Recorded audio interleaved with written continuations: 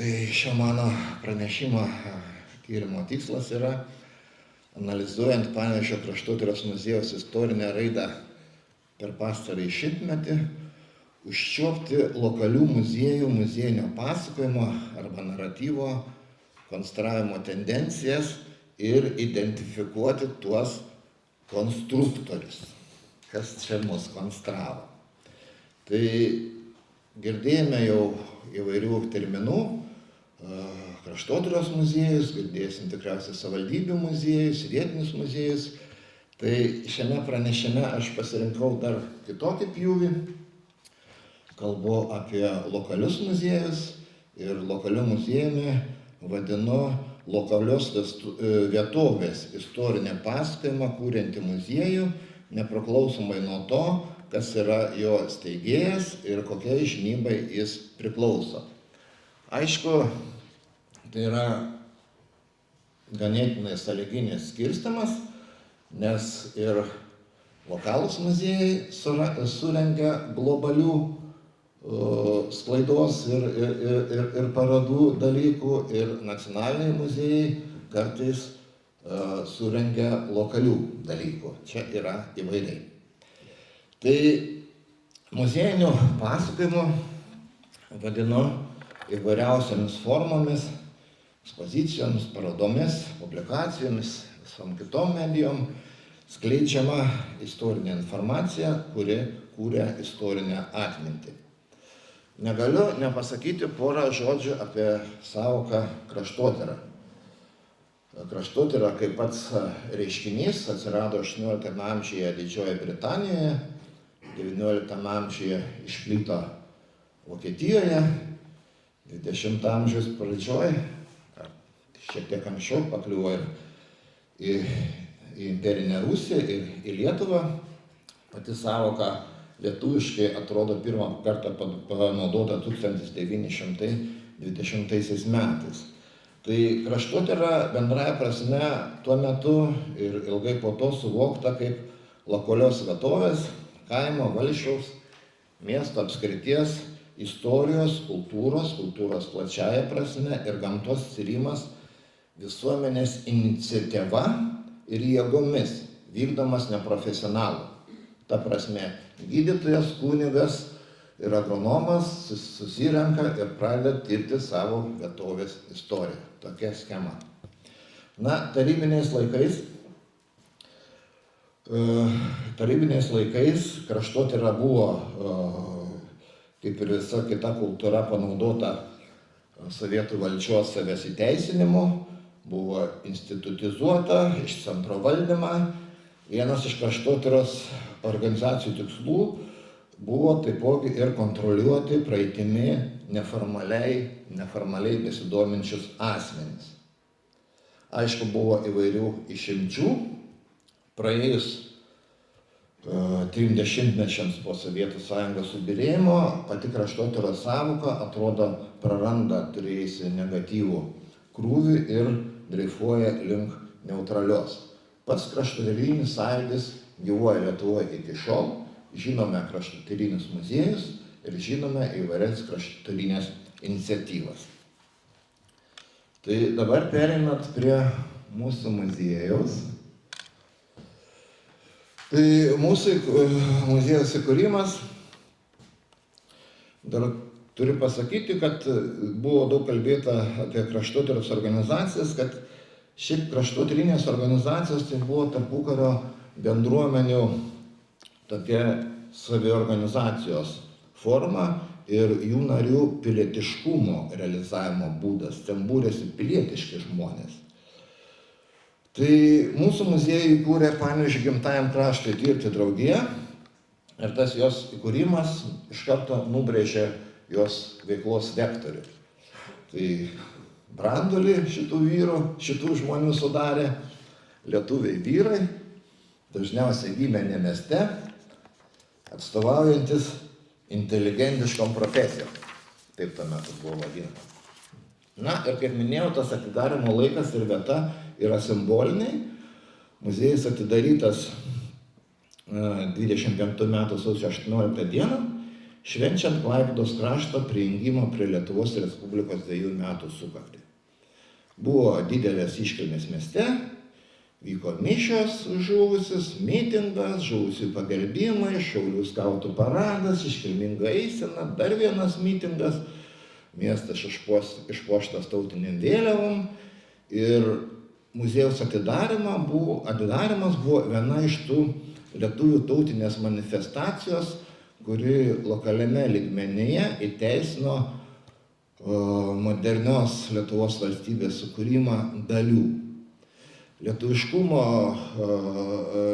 tautiškumo raiška ir lietuvių tautinė mobilizacija nuo pat pradžių tapo svarbiausia muziejaus kūrimo pasakojimo dalimi. Na, buvo integruota ir kitas istorinio pasakojimo aspektas. Tam galimybę sudarė muziejaus įkūrimas istorinės institucijos pastate, tai yra buvusiam LDK teismų archyve, ir tai leido šiek tiek laisviau panaudoti senąjį bajoriškai paveldą. Tai, kas žinoma apie to meto ekspozicijas, leidžia teigti, kad pagrindinė muziejinio pasakojimo ašis buvo tautiškai neutrali priešistorė, LDK istorijos ankstyvoji dalis, Gediminaičių laikotarpis, akcentuojant etninių lietuvių raišką politinėje istorijoje ir lietuvių liaudies kultūra.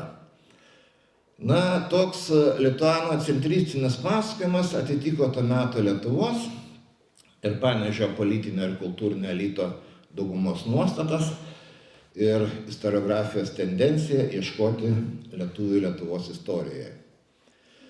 Tačiau tokia pasakojimo konstrukcija paraštėje paliko pilietinį lietuviškumą ir jo svarbiausia reiškėja bajoriją, ją laikant sulenkėjusią ir svetima. Taipogi panevėžiečių muziejinis pasakojimas buvo nejautrus nelietuvių tautinėms bendrijoms. Na, tai netrukus turėjo pasekmės. 25 metais draugijoje buvo 165 nariai, tarp jų 25 žydai ir 54 lenkai.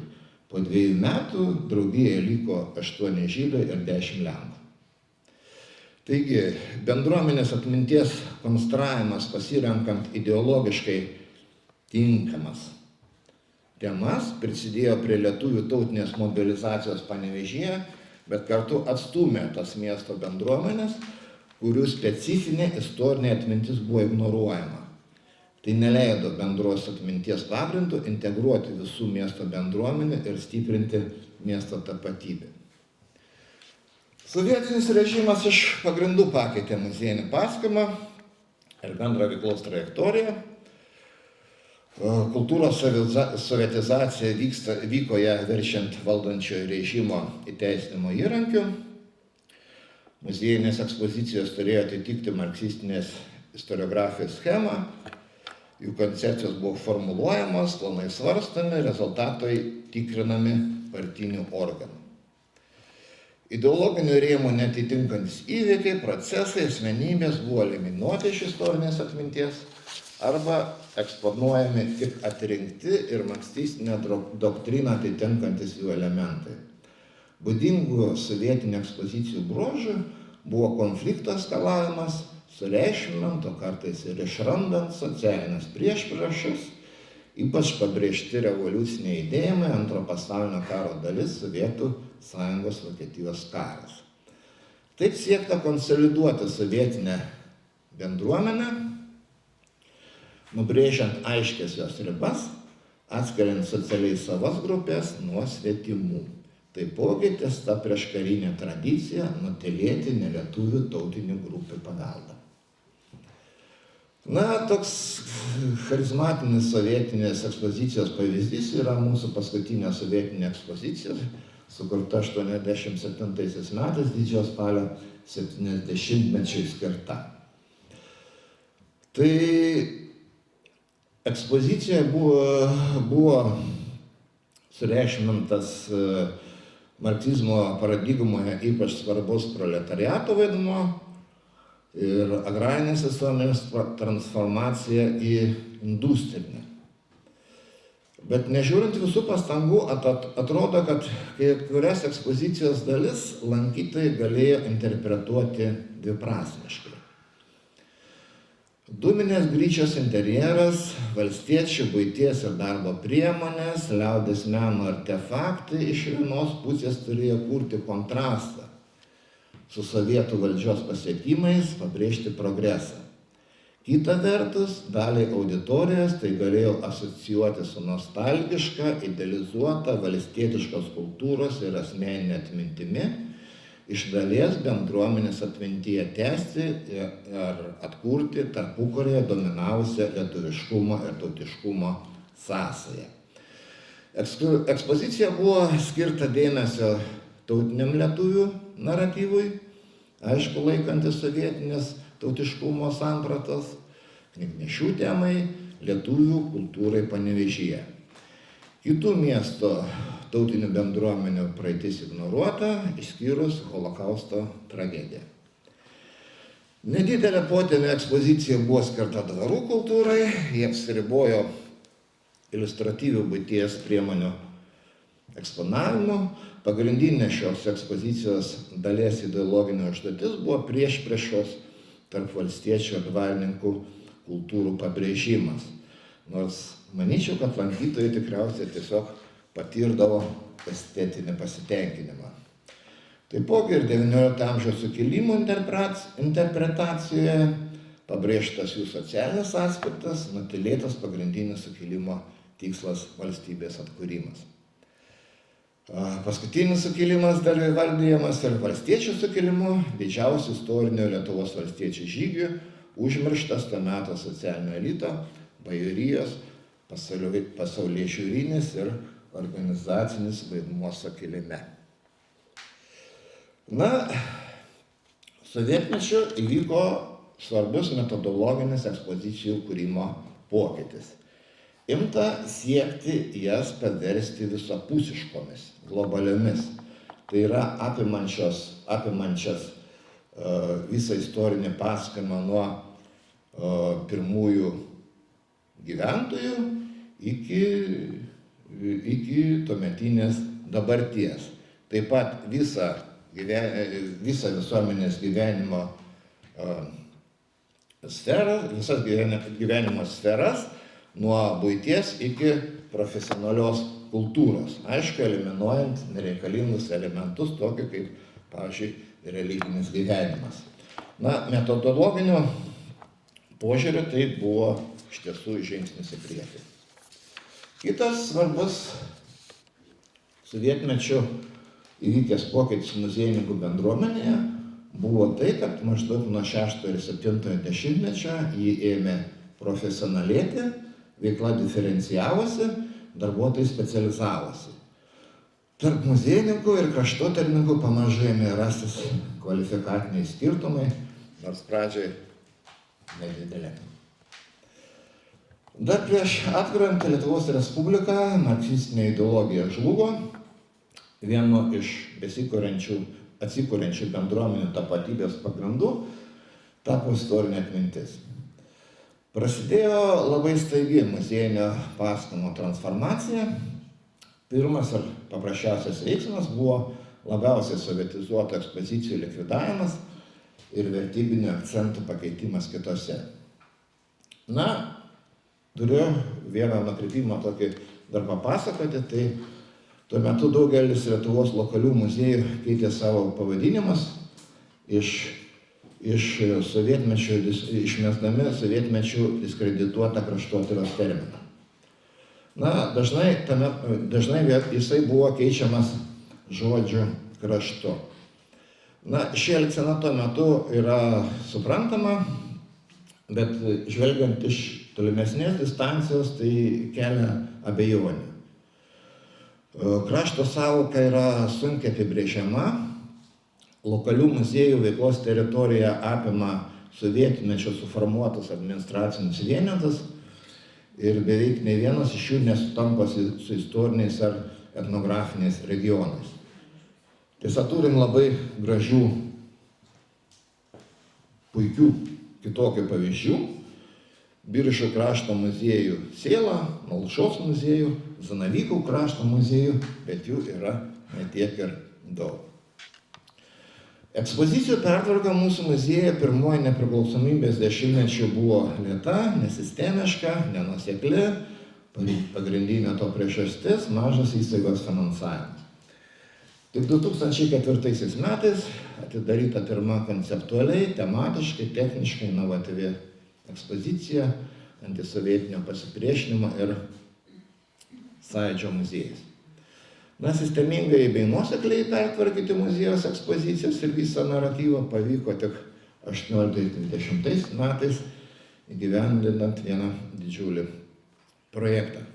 Ir čia reikia pabrėžti, kad pati naujosios mūsų ekspozicijos koncepcija, ekspozicijos planai buvo sukurti muziejininkų. Įstaigos savininkas, savivaldybė į naratyvo konstravimą absoliučiai nesikišo. Taigi, dabartinis muziejinis pasakojimas yra laisvai išreikštas muziejininkų bendruomenės nuostatų rezultatas. Mūsų muziejinio pasakojimo siužeto linija gana aiški, laisvės savarankiškai lankytojų interpretacijai ne tiek ir daug, pasakojimas daugiaaspektis, gal tai privalumas. Savo pasakojimo turinyje stengiamės nepraleisti, bet ir nesireikšminti vienos ar kitos socialinės grupės ar svarbaus įvykio. Ekspozicija ir suplanuota edukacija yra demokratiškos, ta prasme visoms socialiniam grupėms stengtasi skirti vienodai dėmesio, tai mano subjektyvi nuomonė, nes dažnai iš lankytojų gali išgirsti, kodėl nėra to arba to. Taipogi ekspozicijoje galima rasti įvairių pilietiškos laikysenos, kovos už pilietinės, politinės, tautinės teisės, socialinių grupių solidarumo, humanistinės elgsenos pavyzdžių. Mūsų pasakojimas neplenkia totalitarinių režimų praktikų, jas smerkia, pateikiame lankytojams lokalios vietovės praeities siužetą, kurio vienas tikslų yra bendruomenės sutelkimas bendros atminties pagrindu. Ir reikia pastatyti išvadas. Tai pirmosios Lietuvos Respublikos laikotarpiu Panevėžio muziejaus pasakojimą konstravo savanoriškos asociacijos, draugijos nariai, remdamiesi savo nuostatomis ir atsižvelgdami į viešai dominuojantį kontekstą. Naratyvų būdingas lituanocentrizmas, išreikštas liaudies meno, lietuvių tautinio judėjimo, pasirinktinai LDK istorijos temomis. Lenkų ir žydų bendruomenių paveldas ignoruotas. Sovietiniais laikais muziejinio naratyvo konstruktoriais buvo komunistų partijos ir vietos valdžios struktūros, muziejininkai tapo jo įgyvendintojais. Pasakojimas kurtas marksistinės lenininės ideologijos pagrindu, tarnavo sovietų valdžios ir santvarkos įteisinimui.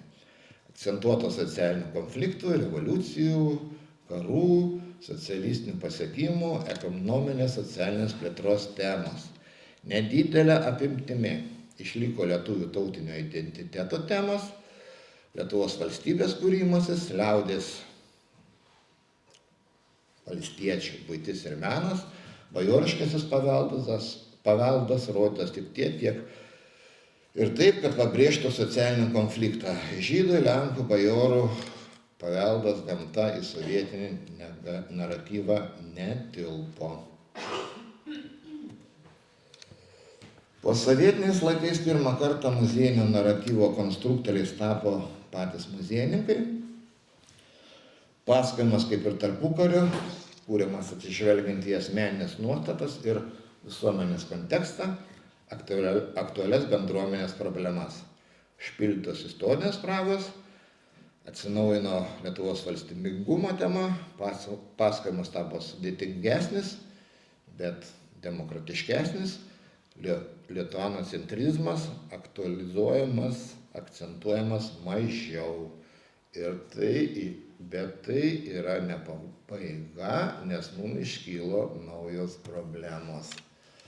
Ir kaip dabar mums reikšminti pilietinį tautiškumą ir kaip mums išlikti autoritetu ir kaip išlikti aktualiu bendruomenės gyvenime. Ačiū.